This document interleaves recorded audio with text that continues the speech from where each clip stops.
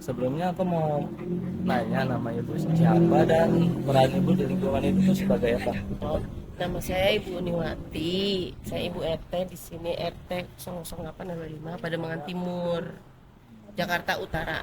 Atau Saya di sini sebagai RT udah 11 tahun. ibu udah 11 tahun di sini. Ya, alhamdulillah. Di sini warganya baik-baik semua, lancar. Tidak pernah berantem. Kalau di sini tuh sistem pemilihan RT-nya itu secara Sama demokrasi atau betul. gimana? Demokrasi panggil warganya. Contoh, satu RT itu ada 45 rumah. Dalam berapa persen itu menang. Bisa jadi RT. Jadi sistemnya pakai voting ya. Voting, benar. Soalnya di beberapa RT ada yang Ada yang aklamasi. Kalau saya ya aklamasi dari 2014 sampai sekarang 2029. lingkungan di sini kan kebetulan tadi saya ngeliat ada pedagang yang jualan makanan non halal ya. Apa di sini tuh ada apa agama yang selain Ada, agama Islam? ada. Udah gitu juga yang non Muslim juga kalau itu jarang yang makan yang tidak halal. Banyak kan pada ada yang halal makan. Jadi di sini toleransinya tuh cukup baik. Alhamdulillah bagus. Antar agamanya juga bagus. Sosialisasi juga bagus. Nggak pernah ya ribut-ribut dikit, paling masalah parkiran minggir sedikit sebentar gitu. Pokoknya tetap kerjasamanya bagus. Selain itu di sini tuh ada kayak kegiatan sosial apa ya, Bu? Paling kalau kita seperti mau puasa nih, mau puasa ada bukber bareng-bareng di masjid. Di masjidnya di gang sebelah ada. Kalau itu warganya suka ke rumah saya juga kalau lebaran. Apa ya, mengucapkan selamat Idul Fitri atau saya sebagai muslim mengucapkan Imlek atau Natal. Iya kan berhubungan di sini ada yang minoritas kan ada perayaan Imlek ya, Bu? Apa Ya ada ada, kegiatan sosial yang berkaitan ada, dengan Imlek? ada. Biasanya paling bareng saya suka lewat. Itu biasanya paling RT-nya ke rumah yang non muslim yang merayakan Imlek. Selain kegiatan yang berkaitan sama agama kayak kebersihan atau yang lainnya ada? Ada kerja bakti. Kemarin baru kerja bakti, semua pada keluar nyapu. Nanti sampahnya taruh di depan gang. Kalau strukturnya tuh gimana ya, Bu, kalau di sini? Strukturnya seperti apa tuh? Struktur kayak ketua RT tuh kayak di bawahnya ada apa lagi? Kalau Kayak gitu. RT, saya ketua RT-nya perempuan, sekretaris perempuan, bendahara perempuan juga. Humasnya baru lelaki. Jadi ada dari ketua RT, Sekretaris sekretaris, bendahara perempuan bendahara, semua. baru masuk ke humasnya Iya, laki-laki. humas laki. Ini dilakuin nama yang misalnya sekretaris, bendahara, sama humas itu apa aja? Biasa kalau dapat OP dicatat nol sama sekretaris, nanti bendahara yang megang duitnya gitu. Nanti dibagi bertiga atau buat kegiatan-kegiatan lain seperti Agustusan, beli bendera, beli banner, atau lampu rusak harus beli. Buat kerja bakti, buat beli makanan seperti itu duit operasional dari pemerintah. Biasanya konflik apa biasanya konflik apa saja yang paling sering terjadi di daerah sini, Bu? Gitu. Kalau di wilayah Pademangan Timur sebetulnya kondisinya masih aman-aman saja. Dari narkoba juga kan masih aman ya, masih warna hijau. Kalau di Priuk kan merah gitu ya kan. Nah, kalau di sini masih hijau, masih aman. Kalau terkait konflik di sini masih aman terkendali ya. Itu pun kalau memang tawuran dan lain-lain itu biasanya bukan warga kami malahan tapi dari Priuk. Tahu Bonpis nggak yang pojok ini nih? Marta Dinatana. Itu di situ kan ada pohon pisang. Biasanya itu yang tawuran itu malah kadang dari Bandan sama dari Priuk, cuma lokasinya ada di Pademangan Timur gitu. Nah, kalau wilayah yang agak rawan konflik di sini yang rawan itu justru di Jalan Benyamin Sueb. Teman-teman tahu yang Benyamin Sueb samping yang PRJ yang mau masuk ke bandara. Nah, di situ rawannya paling yaitu rawan curanmor. Konfliknya lebih ke curanmor karena kan memang dia jalurnya jalur lumayan sepi, jalur padat, jalur lambat. Jadi memang disitulah gitu. Tapi kalau konflik di masyarakat di sini alhamdulillah aman saja, masih terkondisikan lah gitu. Kan mengutip dari kata ibu tadi di sekitar sini tuh masih ada perbedaannya gitu ya.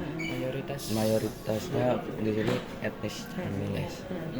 Nah, kan kayak pernah nggak sih Bu terjadi kayak apa tindakan Ada rasa rasisme apa gitu, gitu. rasisme atau tindak yang kurang menyenangkan Enak lah. ya gitu.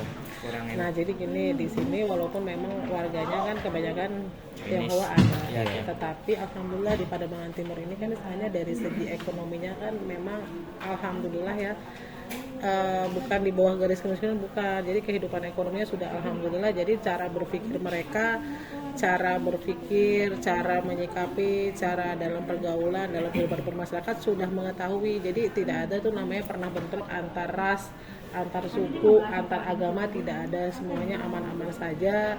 Jadi yang warga muslim juga menghargai mereka, warga mereka juga menghargai kita. Nah, didukung sama dari aparat pemerintahannya, kita juga istilahnya kan sama mereka kan mengayomi, dari polisi, dari TNI, dari FKDM, dari LMK, RT, RW, semuanya kalau ada masalah sekecil apapun langsung, kita kan ada grup ya, Iya. kita ada grup RT, RW, LMK, FKDM, Ketua Karang Taruna, PKK jadi satu di Pademangan Timur ada grupnya. Nah, ada permasalahan apapun sekecil apa pasti di share. Nanti dalam waktu cepat langsung detail. Jadi alhamdulillah sampai dengan hari ini alhamdulillah semuanya masih kondusif dan aman gitu.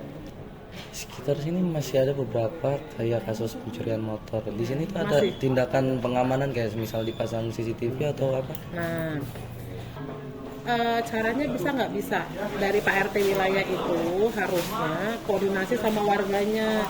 Bapak Ibu, kita mau nggak lingkungan aman? Caranya gimana? Ayo kita patungan, mungkin tiap bulan iuran 5.000 atau 10.000 kita sewa hansip supaya hansipnya keliling ya kan. Jangan selalu menyalahkan Pak RT. Pak RT motor saya hilang, Pak RT gimana sih cara ngawasinnya? Yang namanya RT suruh ngurusin semua gang, memang Pak RT-nya nggak tidur ya kan. Kalau mau ya itu warga itu kayak duduk bareng, rembukan bareng nih warga wilayah kita biar aman gimana. Salah satunya kan dibikin portal, oke, jam 11 malam ditutup, pagi jam 5 baru dibuka ya kan. Nah itu yang pertama. Yang kedua, Pak RT-nya ngumpulin warga, mau nggak nih kita nyewa hansip satu orang atau enggak warga setempat yang memang nggak bekerja supaya dapat penghasilan, jagain lingkungan kita muter, tapi tiap bulan patungan, mungkin satu rumah 10.000 bisa juga. Itu kan solusi yang bagus sebenarnya. Jadi kalau kita mau aman ya kita harus modal ya kan. CCTV juga sama, CCTV itu kepentingan siapa? Kepentingan semua warga. Kalau orang yang rumahnya mungkin penghasilannya lebih atau bagus kan dia bisa masang sendiri. Iya. Tapi kan nggak mungkin, kadang semua orang tuh kan rasa kepedulian juga kurang ya. Caranya apa ya itu, kalau memang di wilayah mau ada CCTV ya gimana caranya diberdayakan. Ayo kita patungan, kita iuran buat lingkungan kita gitu. Nah itu kan tadi kalau nggak salah saya melihat di depan ada posko bencana ya. Apa di sini tuh sering ada bencana atau gimana? Bukan, jadi gini, Pak Gubernur kita kan mengeluarkan pergub, ada yang namanya siaga bencana, ya kan.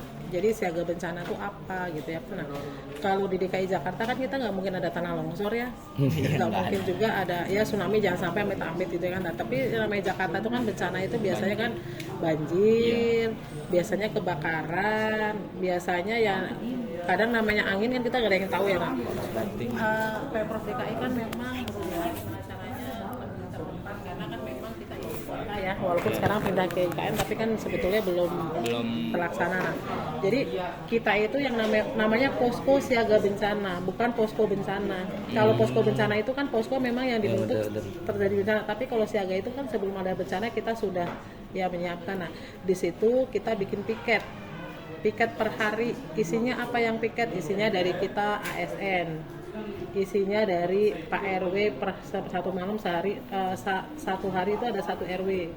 Isinya ada LMK, ada FKDM, ada Karang Taruna, ada Pasukan Oren, ada Satpol PP, ada yang namanya polisi TNI. Nanti setiap hari piket dari pagi jam 7 sampai besok ketemu jam 7. Tapi piketnya apakah harus duduk di posko? Enggak, mobile, muter kondisi. Makanya di wilayah tuh ada apa, ada gejolak apa, oh nih ada contoh ya, nggak harus tentang bencana itu juga. Contoh, nih ada warga nih kayaknya lagi ada KDRT, kan kita bisa lihat kan, menjaring. Nah nanti kita bawa ke sini, kita selesaikan di kelurahan, kita bantu dengan pos bantuan hukum perkelurahan kan ada. Nah posko itu mencakup semuanya gitu. Udah keburu terjadi nih Bu, bencana misalnya banjir gitu.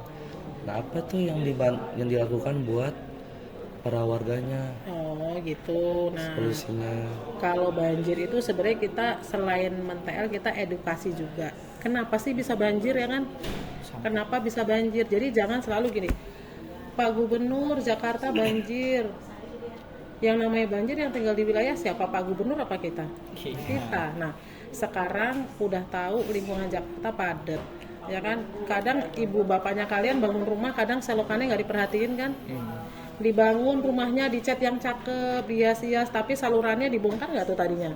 Harusnya kalau bangun rumah, depan rumahnya saluran tuh dibongkar tuh, dikeruk, dibikin apa sininya, kasih saringan, bikin unit baru, ya kan?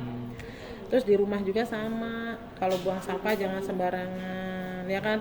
Jangan senengnya nembok saluran nggak diperhatikan, ya kan? Udah tahu pinggir kali masih dibangun rumah juga, ya kan? Nah, kalau memang kan kita itu edukasi ya, tapi kalau sudah terjadi apa yang dilakukan, makanya kalau hujan kita semua dari pasukan orang macam-macam kita langsung bergerak, itu tali-tali air kita urai. Tapi yang namanya air mau kita urai kalau kondisi laut lagi pasang nggak bisa turun, ya kan?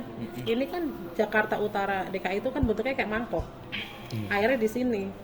Kalau air nggak pasang cepet, tapi kalau air pasang, air kan laut kan lebih tinggi. Ini mau dikayak apapun juga nggak bisa kalau ininya belum turun, karena kita tinggal di wisata pesisir. Jakarta Utara kan pesisir.